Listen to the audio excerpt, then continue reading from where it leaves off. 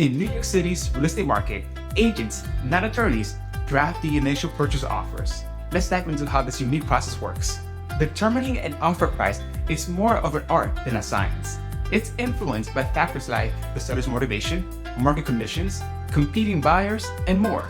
While an agent can provide insights, remember, the home's value is ultimately what someone is willing to pay for it, and it's not just based on its appraisal or comparable sales. If you value a property for less, and someone else values it for more and outbids you, that's the price. But the highest price is not always the best price. Let's break it down and look at the key elements of an offer. If you have any questions on these points, feel free to text or call me and we'll guide you on the right path. A typical offer includes several key elements such as the purchase price, the down payment, the earnest money deposit, financing terms, type of finance, contingencies, timeframes, and more. The purchase price is the amount of money you're willing to pay for the property. The down payment is part of that price and represents how much of your own money out of pocket you are bringing to the table versus how much you'll borrow from a bank or lender. Earnest money deposit, also known as the initial deposit, is how much money you are willing to contribute once you sign a sales contract, and it serves to show your commitment to the transaction. It is typically held in escrow by the attorneys, and it can be a portion or all of your down payment. Financing terms provide details about your mortgage and other financing methods, and the type of financing serves to clarify your type of loan, as in, are you getting a conventional, FHA, VA, or some other type of loan.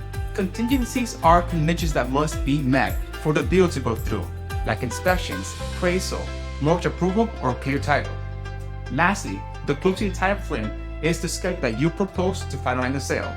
Are you able to close in 3 to 4 weeks, or do you need additional time to do so? Keep in mind, offers are just a starting point for negotiations. They are not a binding bid. It is not until a buyer and a seller come to a mutual agreement on terms that attorneys come into play to formalize the offer into a contract, collect the initial deposit, and solidify the agreement. Remember, initially there's no formal offer documents to sign, apart from your standard agency disclosures and other documents required to hire your agent.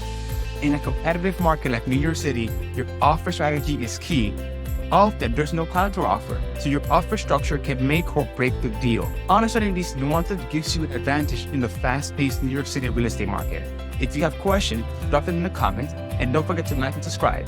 Your support motivates me to create more content just like this. For personal guidance in navigating the New York City's real estate market or in the surrounding areas, feel free to give me a call or shoot me a text. Stay tuned for more insights about the New York City real estate market, and I'll see you next time.